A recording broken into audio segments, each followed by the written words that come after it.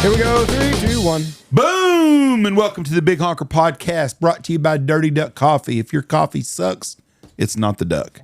I'm Jeff Stanfield with the world famous Andy Shaver. Glad for you to be here today, Andrew. I appreciate you having me on today, Jeff. Well, Always nice when I'm invited out here. there wasn't a long list, so we had to do you today. So I'm stuck with you. I understand. With us today from the great state of Georgia, go Dogs, Mr. Zach Gibbs. Zach, how are you doing? I'm fine, sir. How are you? Wonderful. Where in Georgia are you at? I am one county north of the Florida line, so I could be in Tallahassee in an hour and change. Okefenokee Swamp. That's further east of me. I'm directly north of Thomasville. In an hour north of Tallahassee. Okay. So, that's a pretty area. Kind of west central, South Georgia. We stayed at St. George Island one year, and I had to take Jesse to the airport at Tallahassee. What a dump. That's right. Andy, you can't say that about Florida towns like that. He called Tallahassee a dump. It was a dump. I don't know that he's saying anything false. Yeah. Told you.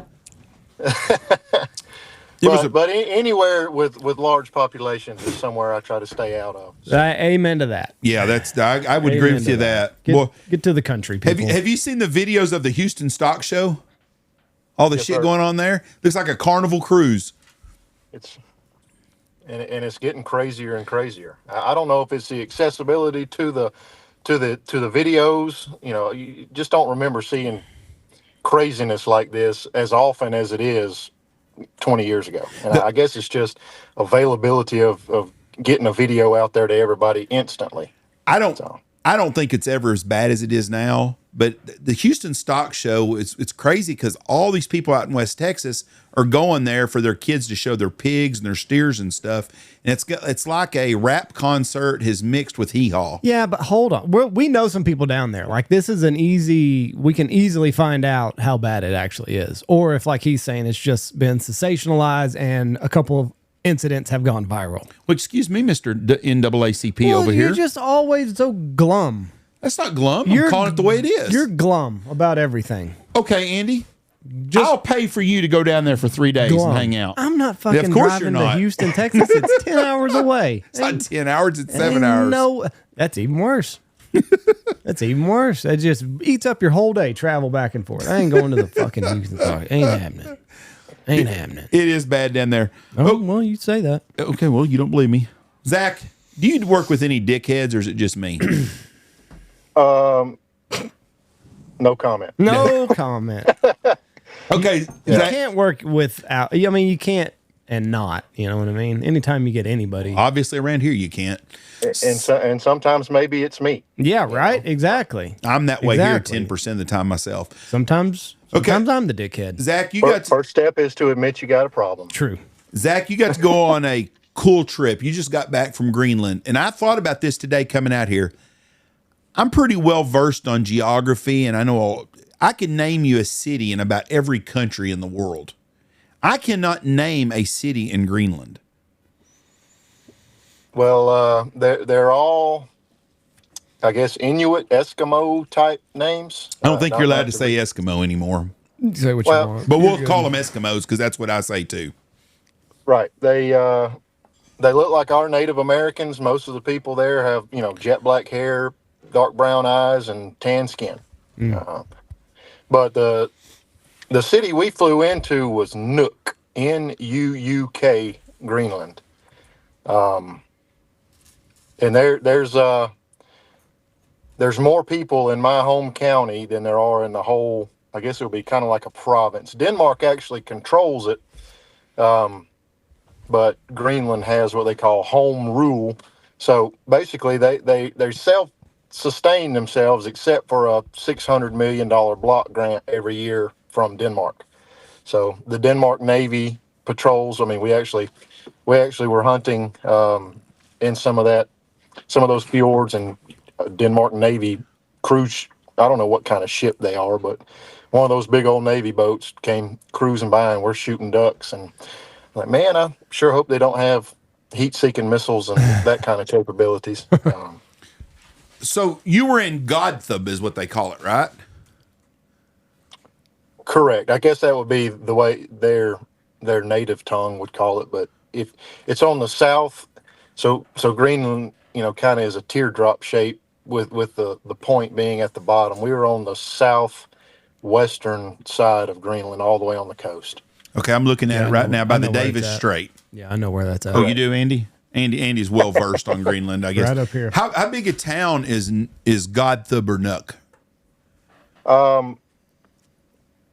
It's pretty big.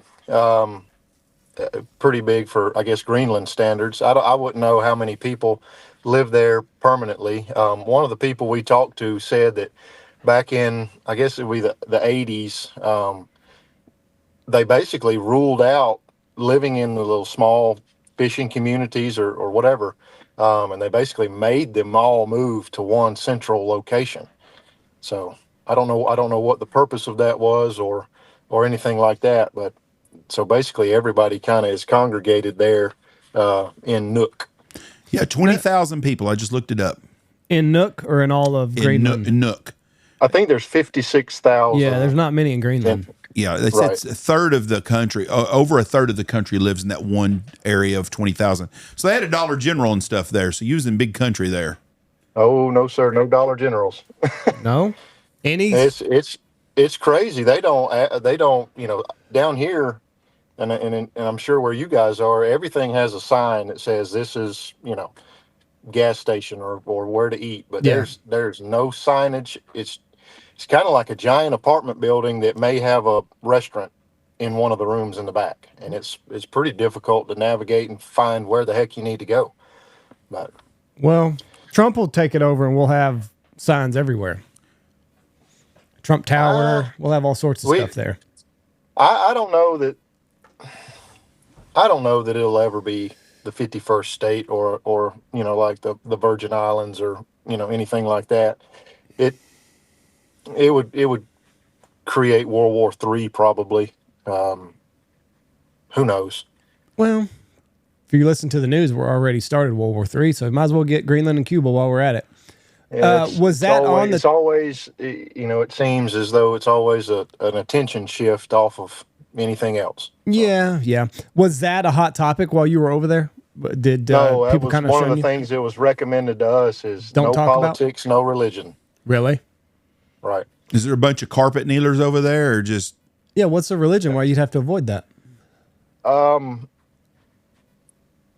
I don't really know why the religion thing, that it was settled and the Protestants moved in there and tried to Christianize it all, but I think we'll call them the native population, they bucked it pretty hard. They believe in the spirits and the animals and. Oh, okay. So like Native Americans then. Correct. Okay. Yep. Okay. I got that. Well, that makes sense then. Yeah, I can imagine. Definitely was recommended not to talk about Trump or any kind of politics. Right. And kind of an ulcer for him, I guess. You go to another country, that's, respect it. That's, right. Whether you like it or not, that's what pisses me off about people come over here. They don't want to respect our ways. Well, and you're a long way from home if something goes wrong. Yeah, you're a guest there. Be nice and polite and just go with the deal. Yeah, Jeff always, whenever we're in the taxi in Mexico, Jeff always likes to talk about the cartel with them. And that's Jeff does not fun. Either. That's always Jeff's fun. Dumbass brother does. Hey, where's El Chapo live? Never heard of him. Yeah, Tony. I don't know that guy. Every time Tony would bring it up, someone would get nervous up there. And I totally finally, I said, Tony, don't say a fucking thing about the cartel. Huh? I said, don't bring it up. Just fucking. They're working for them. Yeah. You know what I mean? Every one of them get paid. Yeah, like they're giving a cut. Yeah. Just keep your fucking mouth shut and Get to the resort and be quiet. So, Right. anyways, Greenland. I've always wanted to go to Greenland. I want to go to Iceland really bad. And if I go to Iceland, they're flipped, right? Greenland is ice and Iceland is vegetation. Yeah. Right. And the reason for that was the first settlers on Greenland named it green to try to get more people to come there. Oh, like a false advertising? It was basically a lie, right? Yeah. Oh, this place is great. On the outside, it's green, and the inside's all ice, right? Like you said, and Iceland's the complete opposite. Right. So did you see? So tell us about the hunting. What are y'all hunting over there? King Eiders. Eider. That's all you were shooting was eiders. Well, we shot some borealis eider. Don't even know what that is. Well, there's 4 subspecies of the eider, and the borealis is kind of like a common eider that you would shoot off of, Massachusetts or Maine or something like that. It's just a little different subspecies, kind of like the Canada geese. There's a bunch of different species of them, subspecies. What's the flight like there? So there stands the initial part of the fiasco we had with the travel. So we flew from Atlanta to Chicago, and then we were supposed to fly from Chicago to Iceland there's no direct flights in the winter from the U.S. into Greenland, which is a problem in itself. So you have to lay over through Iceland, or like we had to do. It stormed in Chicago. We sat on the runway ready to take off for 4 hours. Oh my goodness. Enough time to watch 2 whole movies. F1 is a great movie to watch on an airplane. Yes, it's a great movie to watch at home. And then, kind of like truck drivers do, they're only allowed to be on the clock for a certain amount of hours. Right. Pilot came over the intercom and said, "We got to pull back up to the gate. We're not going to be able to make it to Iceland before our shift is over." That's the biggest bunch of shit. Yeah. Man, it was so there's only 2 flights a week that leave Chicago going to Iceland. Oh my God. So we're thinking, holy crap, we're not going to get to go. And this trip has been planned for the better part of 2 years. So overnight we got a hotel, and the next day we flew from Chicago to Newark, New Jersey, which is a crap hole of a town. Nothing against my New Jersey friends, but don't go to Newark, New Jersey. Yeah. Then we flew from Newark, New Jersey to Copenhagen, Denmark. God almighty. Which is straight above Germany. Mm-hmm. That's a 7.5 hour flight all the way across the Atlantic Ocean. We land in Denmark, have a 3 hour layover, and then come 6.5 hours all the way to Greenland. So that was half the travel. So we flew all the way across the Atlantic and then turned around and flew most of the way back across the Atlantic in the same day. I just got to get east of Canada a little bit. Terrible. What? It basically ended up, is it daylight or is it dark? Because I couldn't keep up with what time zone we're in, where we are. It just crazy. Now, if everything would have gone right, how long would you have been looking at travel-wise? Like, had you not had all these crazy layovers and shit? Like, if the plan would have been, we're going from Chicago to like you said, our layover there, like, how long would y'all been looking at? So from Chicago to Iceland, I think it's a 6 hour flight. Mm-hmm. But so that wouldn't have been, terrible. It's a long enough flight that I'm ready to get off of it. Yeah. So that wouldn't have been so bad, but we basically doubled it because of the storm in Chicago. So got some extra miles out of it. The bad thing we is lost a day and a half of the hunt though, so that's no big deal. We got the job done. We got the birds we were after. So for me and my dad and one of the other guys that was with us, that was the final bird in the 41. So pretty special, kind of surreal. That's badass to get that done. So yeah. What I'm assuming you went with a guide up there. Did they act like that was pretty normal? The travel fiascos? Not necessarily. It just unfortunately is part of the deal. Yeah. If it kind of like a baseball game or a football game, if it lightens pretty close, they're going to shut that thing down. So right. And that was the problem. Lightning was popping everywhere and just wouldn't let us take off. Did they let y'all Chicago. up to pee? Because one time I got stuck on the tarmac and like they had us shut down like for two or 3 hours. Like they weren't letting us get out of our seats. There was definitely some pee breaks that happened. I mean, it was ridiculous. Like I felt like I was held hostage on this fucking tarmac. Like, Right. Yeah, it's kind of a strange sensation. I want to get off of here, but I can't. yes. Yeah. Yeah, exactly right. So whenever you lost a day and a half from your hunt, how many days had y'all booked to be out there? 4. 4 days. So then now all of a sudden you got to get done in 2.5. Right. Did you feel some pressure that way? Yeah, I guess so. You know, just in an environment like that, you got to factor on having a weather day of some sort. Hunting the open ocean in pretty terrible conditions, you got to factor on maybe losing a day or half a day to the wind or to the snow or whatever. So yeah, that was a concern, but it's one of those things. If it's out of your control, there's only so much of it that you need to worry about. Right. Now, are you allowed to take your guns over there, or do you use a gun that they provide? We used guns that they provide. You can take it, but because you're having to go through 2 separate countries. Yeah. So we would have had to declare our guns in Iceland if we laid over, when we laid over there, and do all the shenanigans with getting a gun into that country, and then immediately do that paperwork and leave. Right. And then go to Greenland, which is Denmark, so do the paperwork again there. And then on the way home, it would have been the opposite. Have to do it in Iceland again, and then get back to the U.S. somehow. So, yeah, we just used guns that were there. Now, Iceland, they say it's absolutely beautiful, but they say time to go there is the summertime, not the wintertime. Right. Yeah, we didn't spend any time outside of the airport in Iceland, so I couldn't. Other than looking out the window on the landing on the way home, I couldn't tell you much about Iceland. I do know that you can eat horse in Iceland. Oh. And which is, for whatever reason, is illegal to consume in the U.S., but I couldn't do it. Did they have any in the airport? To be honest, we were running in the airport just trying to get home. So didn't have time to stop. Didn't have time to look at anything in the airport. I think France they eat horse. Oh, I'd eat it. In Greenland, you can have seal, whale.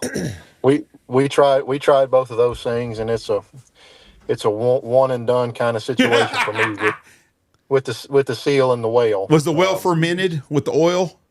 No, it was. You could order a ribeye there, and you could substitute the meat for whale, and it was actually mussel, whale mussel. But the texture's just really strange, and the flavor was not for me. Was it stringy, or like describe how it was weird? No, so I guess when you're in a pool, you weigh a quarter of what you would weigh when gravity's on you. Yeah. So a 2,000-pound animal, it wasn't like a firm steak. It was kind of mushy, foamy almost. Ooh. And their diet is shrimp and fish and things like that. So you are what you eat. So it tasted like a foamy, mushy sardine. Yeah, I'm out. So you're basically telling us it was not very good. It was. I'm only going to do that one time. Is what I'm telling you. You got it done though. What about, I would try if I go somewhere. I'm gonna be honest with you. I'm gonna eat the horse, the whale, and the seal and try it just so I can say I tried to eat it. I've seen where they use the whale and they put it in the oil, like where they dip it in the oil, and that's what the Eskimos up in Alaska or somewhere do. I've seen on TV before. Right. So they get most of their there's no trees in Greenland, no trees at all. And it's hot. It only gets to like 50 degrees Fahrenheit in the summer. So they don't have vegetables that grow there, so all of their vegetables come in on either a boat or a plane. So you order a salad and it comes with a red tomato. You got to figure that tomato was picked in, South Florida and put on a boat or a plane and got up there somehow. $57 for a garden salad and $12 for a steak. Right. Yep. What? So, Did, what? So all they eat is meat, then, basically. No, well, they get a lot of their vitamins and minerals. One of the people we talked to said that whale fat is high in vitamin C. Don't know how, don't know why, but so yeah, they eat a lot of meat. You can have reindeer, muskox. Muskox steak was delicious. Tasted just like the texture of a ribeye, but more like venison. Had a little bit of a gamey taste, but not overwhelming. I would do it. What about? Did you do the reindeer? Oh yeah, What's it like? tasted just like deer here. Oh, really? Yep. Just an elk, same family. So what did so the lodging where you stayed at? What was it like? It was basically apartment flats. All of us had our own little kitchenette. Very comfortable. Radiant floor, heat flooring. Very comfortable. So the morning of the hunt, how does all this shake up? They give you a pin where to meet, and I know you said there's not like gas stations or anything, so like or that you knew of. You know what I mean? We met at the harbor. Okay. So we hunted off of a boat every day.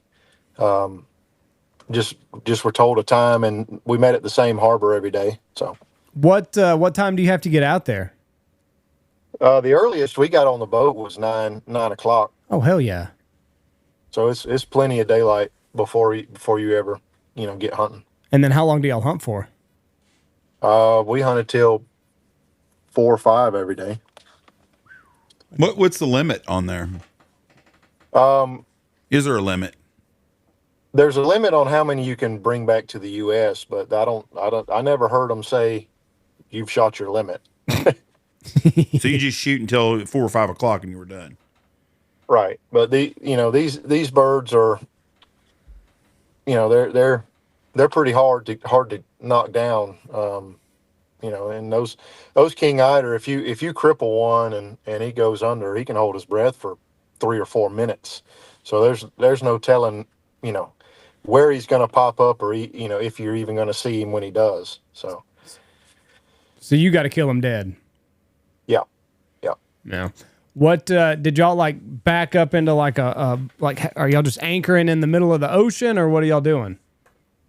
I don't know the rules and regulations there, but they told me to get up there and shoot, so that's what I did. But we were shooting from a boat the whole time, just kind of easing around those icebergs and into the fjords and all that, and there'd be pockets of birds sitting there, and they'd get up, and some would fly right back over the top of the boat, and some you'd never even get a shot at. So you weren't decoy hunting? It was all like flushing them up with a boat. Correct. What about the icebergs? They offered the opportunity to sit on a rock and try to decoy them, but it was pretty dang cold. Yeah. And the boat we were on had a heated cabin, so if you got cold, you could just go warm up. Sitting on that rock, it's you and Mother Nature. So You imagine sitting and hunting around a damn iceberg. That's cool as shit. Yeah. I bet you had to be awesome. thinking, there ain't very many boys from Georgia done this shit. I'm pretty certain there's not many from Georgia that have done it. It was an amazing adventure. Just seeing something that likely I may never see again. Unless my little boy wants to go do it, and then we got to convince his mama to let us go. But what a cool deal! Did you see that? Was the Northern Lights dancing when you were up there? We didn't see them. It was overcast and kind of snowy the whole time we were there. And also when it got time to go to bed, it was time to go to bed. I wasn't looking out the window for the Northern Lights. No seafood to eat when you were up there? Oh yeah, plenty of seafood. They eat a lot of. They're like tiny. They're prawns, but they're like a tiny little shrimp. Shrimp cocktail and things like that. Very good. Did you run into any other hunters that were doing the same thing y'all were doing, like in the apartments? Yeah, there was one other group that we saw, and they actually were hunting over decoys on rocks. and they were some cold jokers. Did you tell them like, hey, there's a whole different way of doing this, bub? No, well, I figured if they've done enough research to get to Greenland, they've done enough. So they chose that, and I chose something different. So Listen, we all make decisions. I would have gone your way. I can promise you right now. That sounds like the way to go. It was definitely an adventure. Were there many other people out on the water that you noticed? Like, did you see any other hunters while you were out there? None. Zero. Huh. There was some other boats, small boats out, and the guide and the first mate said they're probably seal hunting. Did you see a lot of seals? Zero. I'll be damned. What about orcas? Zero. Whales of any kind? Zero. Damn. Jesus Christ. Polar bears. We got to have something here. Polar bear? Nope. They said polar bears don't come that far south. That's a good thing. I'd like to see one. I'm in the boat and he's on land. Yeah, that's as close as I want to get to a polar bear. Yeah, them things are fucking hunt your ass down. How big were the icebergs that you were hunting next to? Huge. Really? Big as a house. Were you worried about the Titanic at all or anything like that? Have any? All I'm going to say is there was enough room on that thing for Jack too. 1,000%. She was just being a bitch.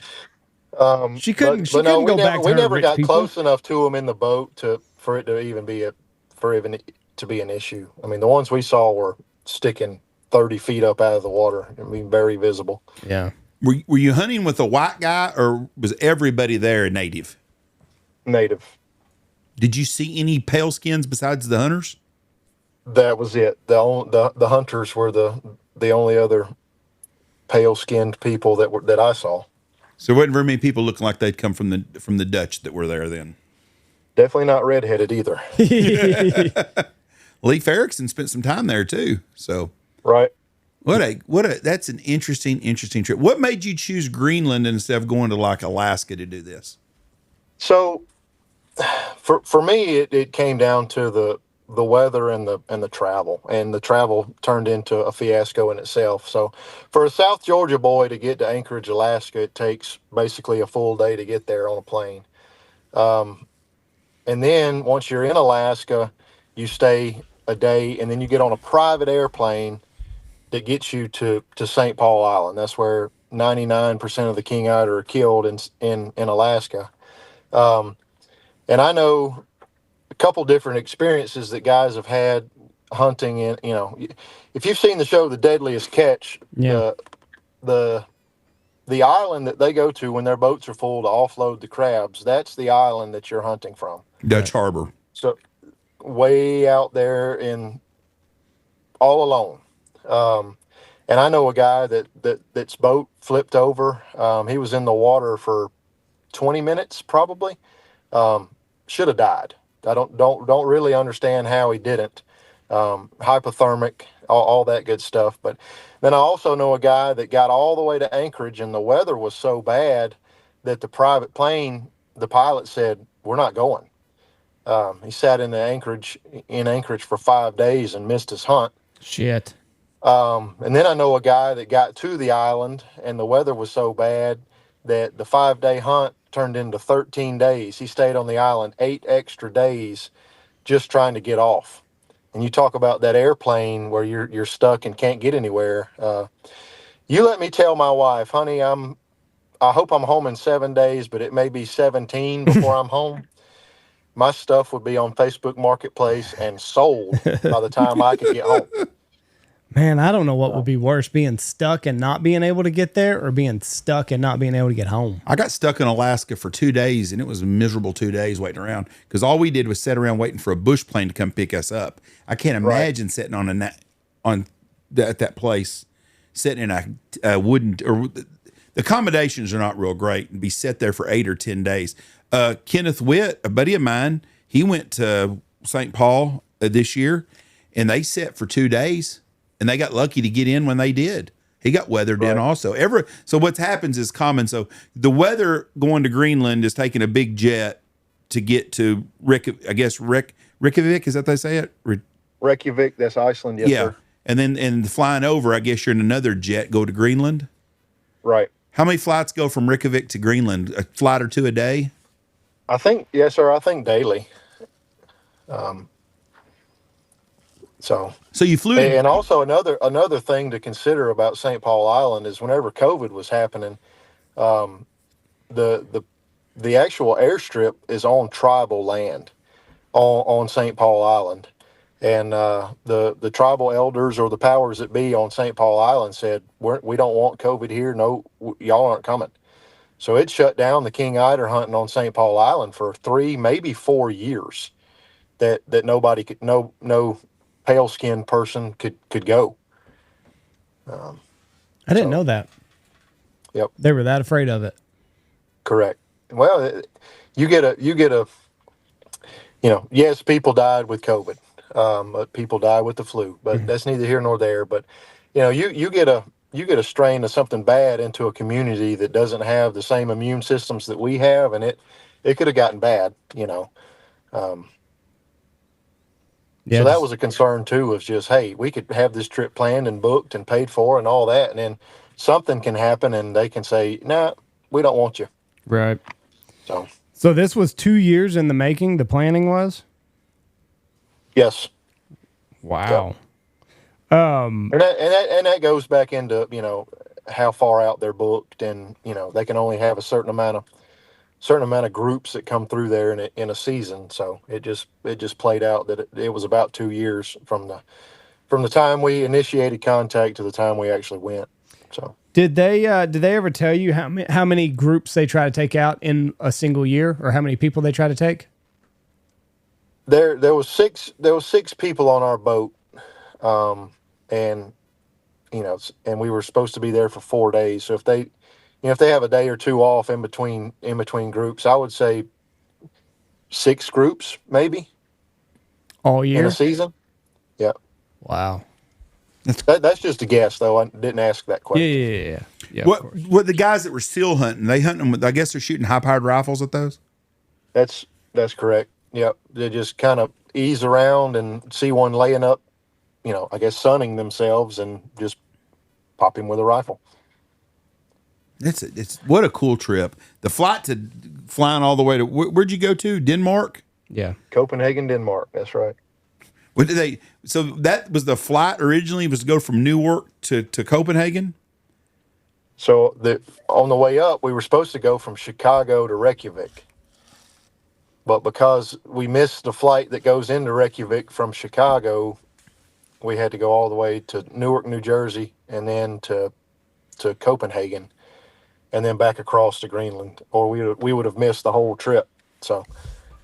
Well, I'm assuming on the back of an airplane, that'd be an uncomfortable freaking day.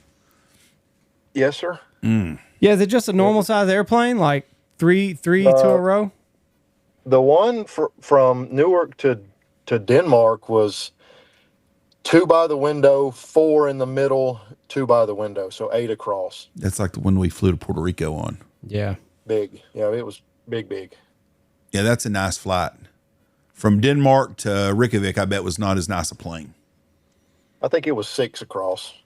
3 and 3. 3 and 3, yeah. Yeah, that's. I don't know. Being stuck on an airplane, but you don't want to pay a fortune for first class seats, though. Right. Like I want to go to Scotland real bad.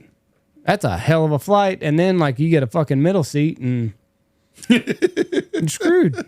Yeah, with a linebacker on each side of you. Yeah, 10 hours of this is gonna be terrible. You got to ask permission to go to the bathroom. 10 hours. It's forever, Jeff. Might as well be in Australia. What was Newark to 6 hours, 5.5 hours? So it was 7-hour flight. Ooh, that's see. That's what I'm saying. And coming from Texas, Andy may be right on the 10 hours. Yeah, well, I figured you'd fly to New York and then go that next day, or from the East Coast would be the way to go. I want to go to Scotland too, but I don't. That's the flight, man. 4.5, 5 hours is about my max on an airplane I can handle. Yes, sir. It says 12. Just the ability to get up and walk around and stretch your legs and all that. It says 12 and a half hours from DFW to Glasgow, Scotland.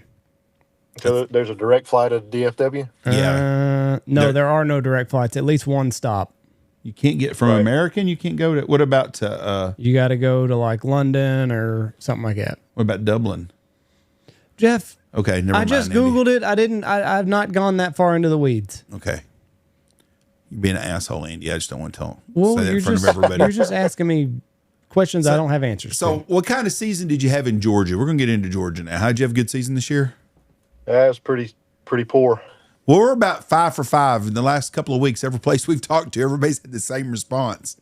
Yeah, we're not in a hot zone for a flyaway by any means, but definitely the worst season in the past 5 for sure. Just we had no weather, and I'm doing weather in quotations. We don't get much weather here anyway, but there was no weather north of us to help out. And when we did get the weather, it was a week before the season was over. So same as everybody. Everybody's in that same boat. The last 10 days was good. Where do y'all hunt? Are you hunting all water or are you field hunting up there? So the water hunting we do is public, and then we hunt a bunch of geese on private. Y'all shoot fields. Big geese, all locals. Correct. Yep. We every now and then, every few seasons, we find maybe half a dozen snows mixed in that obviously came from somewhere else, but most of our birds are local. Spend their whole lives right here. How old are you? 34. When you were a young man, did y'all have local geese like you do now? I've been hunting the geese for probably 20 years. So y'all had them then too, the locals. Yes, sir. So the state of Georgia reintroduced geese in '88. But the problem with that is the same scenario that everybody's facing. They went into populations that already didn't migrate or didn't migrate very far. So birds that had that local mentality. So in '88, the state of Georgia reintroduced 100 breeding pairs back into the state, and since then it's exploded. Yeah, and they never go anywhere. No, they don't. They stick right there, and they go to the neighborhoods and everywhere else. Y'all have a lot of local mallards too? Very few. Very few. And the mallards that we do have are probably somebody's Tractor Supply. These are so cute, fuzzy little Easter picture things that got big enough and lost enough weight to be able to fly. So it's like 90% of the mallards on the Atlantic Flyway are pen raised or farm. They've got the genetics, have game farm genetics. Yeah, right. And it's really crazy. And they don't know to migrate. That's right. They go to Orlando and spend the winters at Disney World. That's right. So whenever you're getting ready to goose hunt, are y'all hunting pretty much around town? Well, we're the number 1 ag producing county in the state of Georgia. So we have peanuts and corn and cotton and all that good stuff here. So, no, the birds actually leave town to go feed. And then they might loaf, in a cow pond or something like that. But, we can hunt them pretty close to town, but most of the time we don't. What are you mainly hunting? Is it the peanuts? Correct. Oh yeah. Peanuts or corn. When do y'all harvest? Our corn comes off fairly early, kind of middle part of August, maybe touching the first week of September. Same as ours. And we get a 3-week early season in September and a 3-week season in October as well, just to try to kill the locals, which they're all locals. So, what do y'all get for y'all's peanuts? Y'all dig peanuts in October? Yes, sir. Same system as ours, in exactly. Are they no-tilling the peanuts there, or are they plowing still? Plowing. Most everybody's plowing. Our guys are starting to do some no-till here, I've noticed. So I like that better anyways. Holds more water that way. Well, you guys need to hold all the water you can get. Every bit of it. We're subtropical where we are. So last year was an exception. We got, just at my house, we got 16 inches less rain than the year before. How much rain do y'all get in a year? Their average? Mid 50 inches. Yeah, we're like 23, 25. Right. Yeah. But we get the pleasure of dealing with hurricanes that come up and Right. out of the Gulf and up and over, right over top of us. Right. You know what's crazy is y'all are pushing them away. We don't want nobody hurt, but we need a tropical storm to hit Brownwood or Brownsville every year and come up And to West Texas. settle out and just rain. We ain't had one in 10 years, but boy, it Right. sure is nice when we get them. What, Are y'all irrigated out there, or are y'all getting so much rain that you don't need any irrigations? There's a bunch of irrigation. I would say probably half and half, dry land to irrigated. Right. How Because deep you y'all's need water? the water at certain times. Right. Yeah, you got to have the water at certain times, especially when peanuts are putting on or the corn is trying to fill out. So we can. Some of our wells are 300 feet. Some of them are 1,800 feet. wow, if you don't hit water here in 20 feet, you're not hitting water. 20 to Right. 45 feet, 1,800 feet.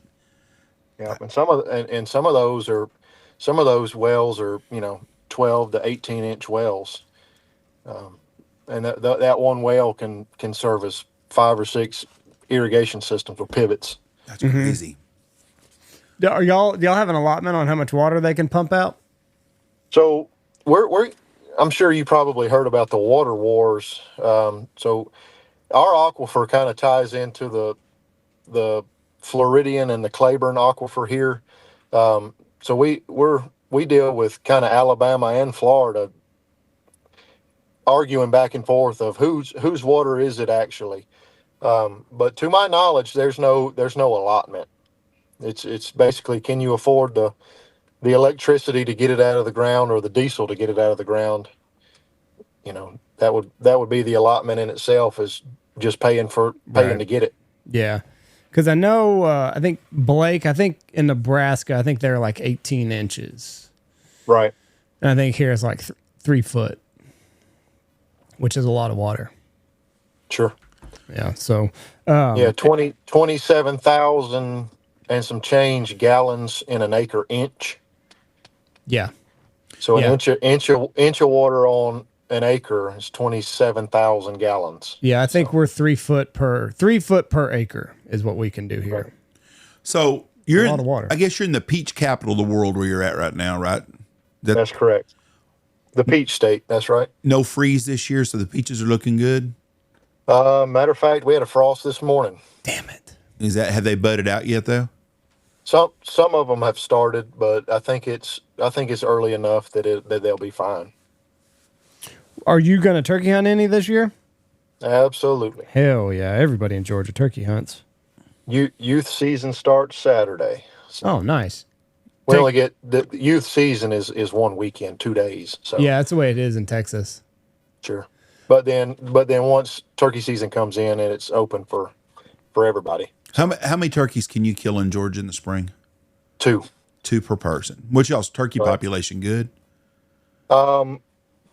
Maybe 3 years ago or 4 years ago, we could kill 3 a person. And then they dropped it, and we could kill all 3 of those in the same day. And then 3 or 4 years ago, they dropped it to 2 a person and only 1 bird per day. So that being said, they're saying that our turkey population is down. But luckily, I don't see a population decrease where I'm hunting, which is great for me. So. Well, the eye worm hit us pretty hard, and I think we're starting to finally kick back from it and starting to get our bird population back. But it really hurt us, that and all the raccoons and shit. Right. I watched a video yesterday of the guy at this old house. It was on my Instagram, and they had the old coon squalor going on it. And them old coons were just running out of that house left and right and getting their ass busted. Right. Actually, yeah, that's kind of a new thing. You used to you just trapped coons, but now people are calling them and shooting them at 5 yards with a shotgun. Pretty crazy stuff. Little bitty bear running through the woods at you. Right. And they get mad. Ferocious. I don't know what they hear in that call, but they come mad. they are pissed off. I don't know what it is either, but this one sucker come running up, and then he shot this one, and then there's a wind in this whole house, and all of a sudden you see another one come looking around. They popped his ass, and then a third one come out, and they shot 4 of them in like 3 minutes. And I was like, Right. that looks like a good time right there. Called him And the the C word or thing is, something. you can go back over there in 3 weeks and then see another group of coons in the same damn place. It's crazy how populated those things are. Right. What? Well, they find somewhere that they're comfortable, and then they just kind of camp out. Yeah. Well, and then like Jeff said, like whenever they're gone, just another little tribe is like, fuck yeah, nobody's living here. Well, you create a vacuum. Right. You know, if there's nobody there, then they're going to just move right in. Yeah. We need to start doing more trapping here. I think it would help I know it would help our turkey population more, but You ain't going to go trap. no, I'm not. I'm just saying somebody needs to. Okay, someone else. You're not volunteering for that position. No, absolutely not. But it needs to be done. Yep. So that's been a thing that's really helped. I think here. I think the last time I heard that one singular raccoon can find and destroy 2 turkey nests a week. And if the eggs never have a chance to incubate, then you're definitely not going to have any babies. Mm-hmm. You know, so I think it really helps. A guy That and prescribed fire here really seems to help. I had a guy email me. Oh, it's been a couple of years ago when we talked about we had a lady on that was she was a coon lover or something, and she wanted to make sure that she hated from having the coon hunting contest or some shit. I don't remember exactly, but a guy texted me or emailed me, and I wish I could find it. And they have 100 acres somewhere, and they killed like 164 raccoons off this place. Wow. And I could not believe. I was like, God, that's a ton of coons. And they didn't kill all of them. Right. Well, and the crazy part about biology is if a coon has, if the carrying capacity for an area is whatever the number of coons is, when the carrying capacity dips below, that bell-shaped curve, a sow coon will start having 3 or 4 babies per litter, versus when they're at carrying capacity, she might have 1 or 2. Right. So something in their genetics, keys in on, hey, we gotta have more babies here. Yeah. I think coyotes might be the same way too, if I'm not mistaken. I think you're right. So how many litters will a coon have in a year? 1 or 2? I think just 1, but don't catch me lying. Yeah, I'm not very well versed on my coon knowledge, so It's worth a Google. Andy's gonna Google it up and stuff. Boiled peanuts, you love Yes, them or sir. hate them? Love them. I guess I've never had a good one then, because I haven't only had them a couple of times. It is once per year. Were the peanuts stolen that you had boiled peanuts, or were they side of the road in Columbia, South Carolina? right? They're better when they're stolen. When they're stolen, is that what it is? Yes, that's right. That's right. So just go grab when my guys are getting their peanuts, go grab a bucket and grab a bucket full of them, right? What's the trick to them? When they're digging peanuts, when peanuts are ready to harvest, it's past the point of boiling them. Then you got to boil them when they're green, so they're not hard and crunchy. So when you peanuts. said steal them, you actually mean out of the ground. Go pull the ground up and grab them out. When the vines are green, pull them up, and then pick them off the vine and boil them. And I say stolen. My cousin grows peanuts, so and some of my close friends grow peanuts. So it's not that they're stolen, but I just don't ask when I take them. If Right. that makes sense. Yeah. So you grab them. It's not just from a random field that I don't know who owns it, kind of thing. So you just dig them up while they're green still? Yes, sir. How long before the harvest time would you do? Like if October 15th is or let's say October 1st, they're digging them here. Do you want them September 1st or September 15th or in August?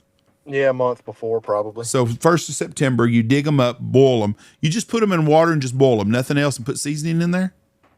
You can just boil them, or you can add salt, or some people put Cajun seasoning in them to kind of make them spicy. But yeah. So what you do is, they're growing in the dirt, obviously, kind of like a potato. So you just grab the vine, the part that you can see on the top of the dirt, and pull it, and the whole thing comes up, and the nuts are connected to the vine underneath.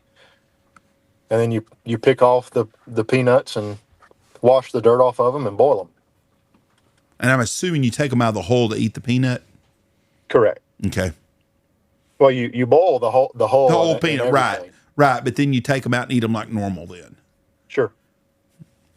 Or you could just do like your ancestor did and eat it whole. Well, I ain't doing that shit. Pussy. Be like eating that edamame. There would be plenty of fiber. Yeah, that edamame or whatever the hell that nasty shit is. You need more fiber in your diet, Jeff. You're You're getting up there. I'll have some toasted mini wheats or whatever the hell it is before I'm doing that shit. I don't understand you, Jeff.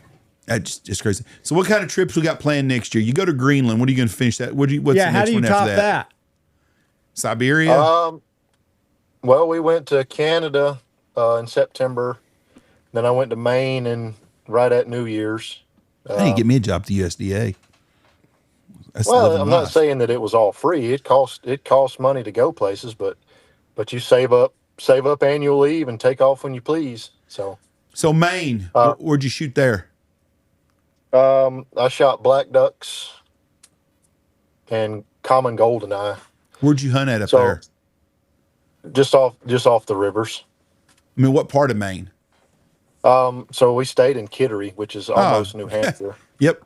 Did you go to Bob's Kittery, Clam I'm sure you've been to Kittery Trading Post if you've ever been to Maine. You know, I've been to Maine a dozen times. I've been to the Trading Post once, but I've been to Bob's Clam Shack right there in the parking lot a dozen times. Right. So we stayed at Brunswick last year. I think it's the name of the town we stayed at last summer, right there on the river. It's a beautiful place. I love Maine. It's something that, just seeing something different. That was Dad and I went to Maine for the first time 10 or 11 years ago. And that was the first time I'd ever seen kids ice skating on a pond. Just something that a South Georgia boy will never see unless you go somewhere. So, did you go to Kennebunkport? Yes, sir. Hunted pretty close to there. That's a really cool town too. Sure is. I love that whole area up there. That'd be one of my choices if I had won a lottery. If I'd have a house there for sure, probably. Yeah, a house there in the summer. Yeah. When I'm tired of the snow, I can get away from it. But if you live there, man, it's just an uninviting place to live unless you grow up in it and you're used to it. We had 3 days of snow this winter, probably right at the last week of goose season, and by day 3, I was sick and tired of it.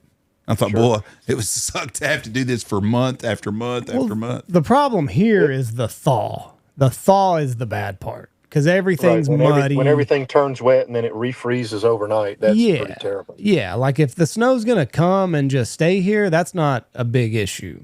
And like up there, like it falls and it stays there all year. And then I'm sure right about now or here in a couple of weeks, they're going to deal with the thaw. But that's the shitty part of snow here. Is we're going to have it for a couple days and then everything's going to thaw out and it's going to be wet and muddy for another 2 weeks. Right. Yep. So it snowed in my hometown 3 times in my life. So we don't see snow very often, but if it does snow, it shuts the whole state down nearby. People already can't drive, and you add some snow and ice to it, it turns pretty treacherous. Yeah. And I'm sure y'all are like Texas where you don't really have the infrastructure to clear a lot of snow either. Right. Yeah, the problem we had this year was the ice first, and then it snowed, and then it would thaw and refreeze, and it was not good driving conditions. The funny thing is the people that bitch, well, I can't believe the county and the state and the cities they're not plowing all these roads. Why would you spend millions of dollars for a snow plow you use once a year? I mean, it's not cost effective. Go buy your milk and toilet paper and bread and hunker down for a few days. Yeah. Use an excuse to not leave the house. You don't leave the house anyway most of the time. You know what I'm saying? Yeah, like the people that are bitching don't leave the house anyway. Now I just can't figure out how much milk and bread these people need. Right? What gets me is toilet paper. I thought COVID when it hit, that must be some explosive shits coming for everybody because everybody kept buying all this damn toilet paper. Like, how many people just sit home and shit all day long? Right. I mean, it didn't change my shit, and same schedule. The bad part about COVID was when you actually needed something like that, like you needed toilet paper or milk and eggs, and you had to go to the store and buy it, and like they're looking at you like, oh, here's another hoarder. It's like, no, I'm actually out of this. Yeah. Like I need it. Like we are at zero at my house. We are fortunate. We have a store at the lodge because we always have enough stuff here built up. We have to with the business. So most necessities, we have extras around here, a bunch of it. And we stock up all summer for when the winter time's here. So when something happens, I can come out here. Or Michelle's all the time, you're at the lodge, bring me this, because this is a regular stop for us. It's like having an extra grocery store. But yeah. Sure. And when you're shuffling 20 or 30 guys at a time in and out of a lodge, and all of them are going to the bathroom, then, toilet paper is a necessity. to have on hand for sure. We usually have at least 3 or 4 cases of it built up at least. And the same with cups and everything else. Ziplocs, whatever it is. But yeah, I'm like Andy, when you get COVID, if you went in and bought toilet paper, people are looking at you like you're hoarding shit up. Right. Yeah, they're like, oh, you're part of the problem. No, I'm not. I needed it. It was like eggs last year. Yeah. Yeah. Thank God egg prices are getting down. Well, that's about all that's gone down. What's diesel prices out that way? I don't drive diesel, so I don't know. 439. I saw some for $5.69 a gallon here today. Wow. What's gas? $3.80. We're 349 here, I think. I'm gonna tell you what I tell everybody. I make more money when gas is $3 a gallon than I ever do when gas is $1 a gallon. Because we're dependent on the oil business. When gas is up, the oil companies spend a lot of money. Now, I don't always like it, but it does. I don't even look at. I'm honest with you. I just pull in. If I need to get gas, I pull in and get gas. I don't, because you got to get it anyways. Choice. Yeah, I mean, you got to get it, and it's never more than a nickel difference anyways. So I trade with the same people all the time, and it is what it is. And so I don't say that, but I've seen some people. The funny thing is when the people from California bitch about fuel prices, and that, well, God dang, we're paying $2 more a gallon. Well, you got that dipshit governor, all them Democrats y'all keep voting in. Y'all got that extra tax on everything. We're not having to deal with that. But yeah, just hope that all that doesn't change the way Texas votes. The price, all those people moving into Texas it's not crazy. It hadn't changed our voting at all. We've gotten redder, believe it or not. What's crazy is that if you did the fuel prices by the price of oil, something's getting mixed up, because gas barrel of oil the other day was $52, I think, and gas was still $2.25 a gallon. Well, now it's 90 and it's to 389. Well, somewhere it should have been a lot cheaper. We should have been $1.50 a gallon if that's however they're doing it. But they screw you because they always say the price is what it costs for them to replace it. But when that shit drops down, they don't ever lower the price. So I don't know. But I've made more money when there's $3 a gallon gas than I ever did when it's $1. So hopefully we'll get 3 gallons. You got to go to work now? Did I lose you guys? Nope. Figured you was fixing to have to go back to work. Okay. No, you're fine. You're fine. You're cutting out. You're cutting out. It was 32. Can you hear us now? I can hear you. Well, we've lost sound or something on you. If you can hear us, Zach, I appreciate you being on here, bud. That was great. The Greenland thing was amazing. You take care of yourself. God bless you. And hope you can come see us sometime. All right. I don't know what's going on with the camera, but great to talk to you guys. Pretty cool to get on here. We appreciate you. You be safe out there. Thank you. Bye. Something went wonky there. Did all at once. Watched an interesting show last night. Yeah. With Momoa. What's that big guy's name? Is it Momoa? Jason? Yeah. Yep, Jason Momoa. Him and some older dude that plays his brother, and their dad got murdered in Hawaii. This dude that's his brother was one bad son bitch. Because Jason Momoa's a big guy. Yeah. Is he a 6'4", 6'5" guy probably?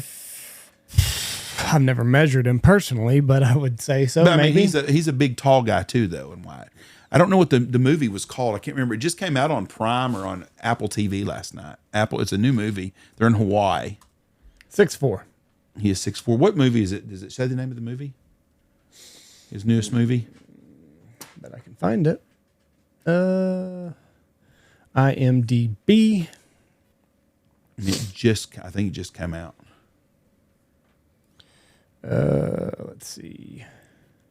Did you watch Aquaman? No. The Wrecking Crew. The Wrecking Crew. Yeah, look and see who the guy that stars with him is. He's a big dude. He's an older guy too. David Bautista. Who is he? He was a wrestler. Well, he's a big man. Lost a lot of weight. Well, I think he's down like 100 pounds. Huh? Yep. From when he wrestled? Well, he's a big cut son bitch. I'm telling you right now. I think he's vegan. I think he's a tough son bitch. Well, it's a movie, but he's just a big man. I think he's a black belt in jiu-jitsu. Yeah, he showed it in this show. Oh, he did show some of his jiu-jitsu Yeah, he was pretty impressive. Really? Yeah, he's a big boy. Let me see. But I like the show. It's typical, Yeah, he's down 130 pounds. He still has to weigh 260, 270. 240. Yeah, he's a big man. Down from 370. And he's he's tall too. But Momoa's a big man. Did Momoa play pro football? I don't believe so. He played Aquaman. Well, I know that. I don't know much about Aquaman. I don't like shows like that. But it was a good show. It was entertaining. It's not going to win no damn award or nothing. So that's Batista before Oh yeah, he don't look like that. Well, he don't look like that in that show. and after. He looks like he's got cancer or something. He looks terrible there. He was in James Bond too. He was Inspector. He played a bad guy. That's what he looked like on the left. And 2022 is what he looked like in this show. He didn't look like the guy in 2024. Oh, really? No, he looked like that guy right there in that movie, the one on the left. Or see that guy right there? That's him right there from the show. Oh, really? Yeah, that's him right there. I'm He's sure because still that's in 240. white. Yeah. Maybe it is. He looked a lot. He was cut. Well, he's a cut rip son of a bitch. I don't know if he's a brown belt or a black belt. I wouldn't want to have to squabble with him. No, me neither. He'd be a handful. Anyways, it was one of them typical shows where they got some little far out on the shooting and all the stunts and stuff, but at least it was something to watch new that I enjoyed. Because there's not very many shows that come out. He's a brown belt. Anyways, that's a show I'd watch it. Wrecking Crew, that was the name of it. Good show. Wrecking It was entertaining. I wouldn't pay $20 to go see it, but Yeah. sitting at home and watch it, it was well worth it. There was something. No, never mind. Okay. Also, before we get out of here, I have the Boss Hunt 3-day goose hunt in November. I've got the Boss Dove Hunt 3 days in September. We've got the Shin Gear November 30th, December 1st and 2nd goose hunt to do. And if you're interested in booking me or Andy for a speaking engagement or come to one of your fundraisers at Ducks Unlimited, holler at us at 940-658-3172. And our agent will talk to you and return a call if we're not in. And our agent would be Jeff Stanfield. You got anything to add to this? Okay. Thank y'all for listening to us. God bless you. Have a wonderful weekend. When's this coming out? Friday? Yep. Yep. Have a great weekend. Peace. Bye.